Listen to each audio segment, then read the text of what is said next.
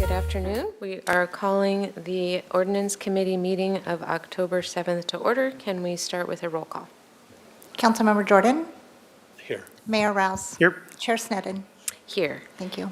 Thank you. And do we have any changes to the agenda No changes to the agenda? and any public comment for items not on the agenda? No, we have no public comment in the room or online. Great, thank you. And with that, we'll like to invite staff presentation.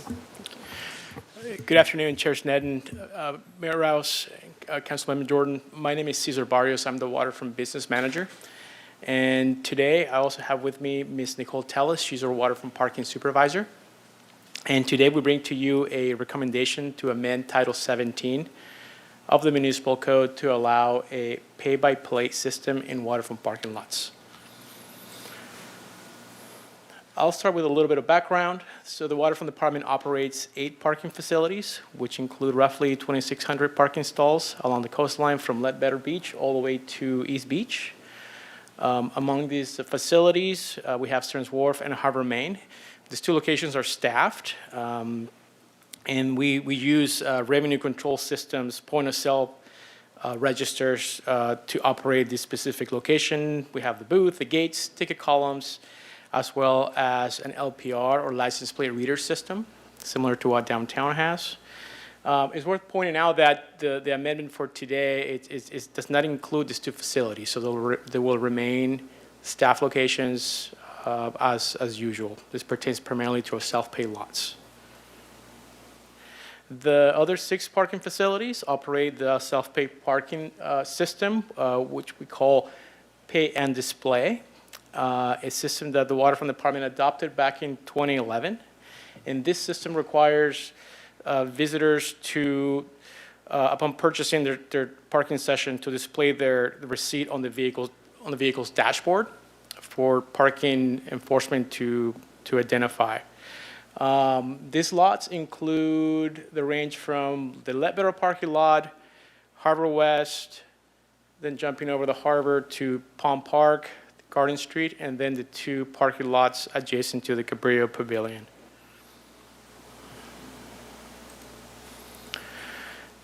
The proposed amendment is for Municipal Code 17-36010, allowing for the implementation of a pay-by-play parking system, replacing the existing pay and display requirement, which will no longer require to display the receipt on the vehicle's dashboard. If we move forward with this proposed change, we will integrate a license plate reader enforcement module, which is basically a vehicle with LPR cameras mounted on the roof. And this type of system is pretty standard. It's currently used at UCSB in several cities throughout the state and the nation. It helps in reduce violations, increases enforcement efficiencies, as we won't have to have an individual check on foot every single vehicle for payment. This vehicle basically will just have a camera read the license plates, and overall enhances the customer experience. With the proposed amendment, upon entering the parking lot, the visitors would be required to provide the vehicle's license plate at the pay station as they select their parking session. This transition would support and enhance the operational efficiency significantly. It will modernize the parking management softwares and operations, aligning with industry standards. And here you have the paragraph that's replacing the existing pay and display. And I'd like to make a note as well. There's a word that we'll have to omit on the actual document, which is prominently purchased. We have to just remove that word from the language. We basically read, such hourly parking permit shall be purchased upon arrival.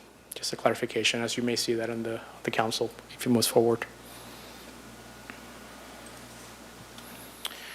So how does the pay-by-play system work? So it's very straightforward. Visitors, upon parking their vehicles, will need to walk up to one of these pay stations and enter their license plate number, select the length of time for the parking session, pay their fee, and then proceed to the destination. No longer there'll be a need for them to come back to their, or go back to their vehicle to display the receipt. Also eliminates use of paper, which is significant, especially down our beaches. But they do have an option to have a receipt. So if they like to have a paper copy of their payment, it's an option offered at the machines. In addition, by implementing the pay-by-plate system, it opens the opportunity to implement flexible payment options, supporting pay-by-phone apps, mobile wallets, and remote payment. This is going to be the biggest draw to this system.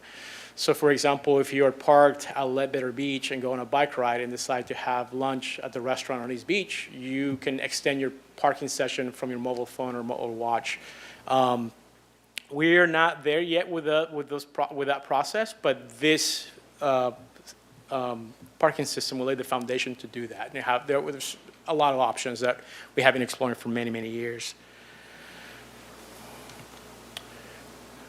So with that, the recommendation we bring to you today is for the Ordinance Committee to forward to the City Council an ordinance amending Title 17 of the Santa Barbara Municipal Code, allowing for the pay-by-play parking management system in our waterfront lots. With that, I'll be happy to answer any questions. Thank you so much. Councilmember Jordan? Thank you. So I sense some hedging language in the options. So when you implement this from day one, I won't be able to park, sit in my car, enter my information in on my phone app, get a notification of payment, and walk away from my car? Councilman Jordan, that is correct. So from the beginning, the user will have to go to the machine directly. Okay. It takes time and planning and also just contracts to implement the system. So before we get to that step, we want to make sure that we can move this through council and have an approval to incorporate in the system. But it's fairly quick. Our supervisor, Ms. Nicole Tellis, has been in contact with several vendors exploring the ideas on how to best approach, see if we'd like to do a citywide type rollout, working with our IT department and also with other departments in the city. So is the machine kiosk a new machine kiosk than what we have now? No. it's the same? It's the same Okay. machine. We just switched the formatting and how it's used. So Okay. instead of So having, So that's why there's a second part of the dance to bring the mobile app part to me. that's correct. Okay. So, to me, that's not really a selling point of moving to this system, because you're not really giving me a timeline other than it's coming, because to me, the real selling point is the ability not to have to get out of the car, walk across the parking lot, find out I need my license plate number, and I don't know my license plate number, which I don't think is an uncommon situation with people. Happens when I go to a hotel. I had to either get my phone out or go out and look at my car and walk back across the parking lot, get a license plate number, and then walk back over to the kiosk. So I would, if you're gonna offer that or going to promise that, I would say that's an integral part of this transition to be able to get to that point where you're actually not dealing with the kiosk and you're only dealing with an app on your phone, both from a first in and then an adjustment when it takes you an hour longer at the restaurant kind of thing. Does that make sense? It does. Okay. And to add to your comment, that is something that we are in the process of already, working with our IT department and their IT governance on how to incorporate the system. So it is going to be, it's not a maybe, it is going to be a part of this process. But just for the context of today's presentation, I did not want to get ahead and discuss those details, but it is an essential part of rolling this out. Okay, thanks. And Mayor Rouse? Thank you, Madam Chair. On the payment options, so these don't accept cash, is that correct? Mayor Rouse, they do. So They do, okay. Currently, we have, for example, at Ledbetter, we have 6 machines, space stations. Of them, Okay. 2 of them accept cash. So we're always aware of the part of the community that functions in cash Yeah. only. A diminishing part, but Diminishing. yeah, there's still, because I know that's been a complaint before when we've looked at different payment options. That is correct. Okay. And on, let's see, the two places we've got manned kiosks were the Harbor Main and, of course, the pier. Will any of that system be changing with this as well? Will you be able, for example, I guess when you go out in the pier, it depends on how long you stay because you pay at the kiosk coming out, but that, I guess, you're measured at that point. You wouldn't be able to just click on remote then, or you're not going to adapt to that, or how's that, what is your anticipation there? Mayor Rouse, very good questions. So we've already done that part. So we, over the last 2 years, we've retrofitted the entire point of sale system at both Harbor and Stearns Wharf. So currently, as an example, let's say you take your ticket on entry, you park, and prior to exiting, you can scan your ticket and you can pay in advance using the app. Actually, you don't even need an app. It's just embedded within the QR code on your ticket. As far as changing the operation to a self-pay, that's not in the plans to do. So we like to continue to staff both Harbor and the pier for a functionality, I mean, traffic control, ease of access and such. Okay, thank you. Thank you. And then I have a follow-up question about storage of the data, license plate data. We're not sharing that data. It's not available to anybody. I just want to confirm that. That is correct. So the data is, so the vendors that provide help us manage these systems, they have very strict regulations of how to control the data, similar to what the police departments use or downtown parking, or even our existing systems at the harbor, the harbor and the pier, where we have LPR cameras already in place. Currently, we hold data for 30 days. That's the max. That's all we need. And it's a closed circuit, so it's not going anywhere else. Also, the license plate data itself, it's just a number, an algorithm. It does not tie to any personal data. It's not considered personal data. Okay. So in case, let's say there's a breach of the license plates that we collected in a day, if it were to happen, it'll be low risk because all that information is already available to anyone looking at vehicles. Okay. And the vendor is in the state of California? Or I just know there's some nearby cities that are recently having issues with this. That is correct. I believe Ms. Tellis can add a little more to that. Yes, that is correct. It is a California vendor. Okay. Thank you. City Attorney? Thank you, Chair Snedden. I think it's also an important issue you raised, too. You were kind of alluding to other cities. Yeah, that data, per our city policy, under the Civil Code, we're required to really keep that private. We have city policies developed for that. And just for your assurances, I know a couple of cities being sued by the Attorney General of California for, agencies sharing that with other federal agencies, everything. So we assuredly would not, because we follow state law on that regard. So we would continue to follow state law. Thank you. That's what I was referring to. Thank you so much. Okay. Mayor Rouse, was there a further question? No.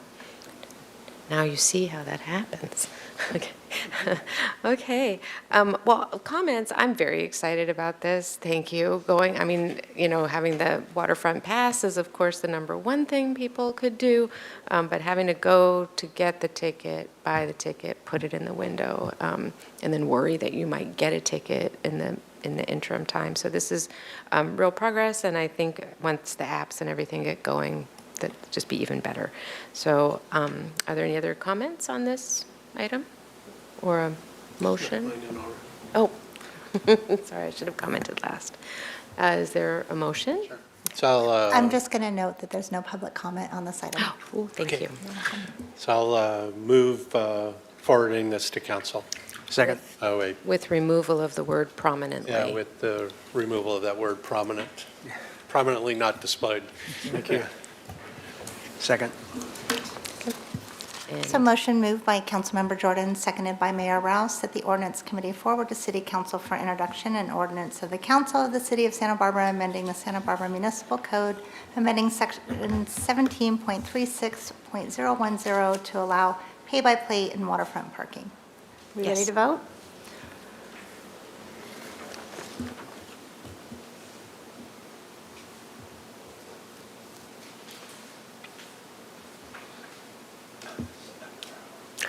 And it passes unanimously. Thank you. Thank you so much. Thank you. We're adjourned.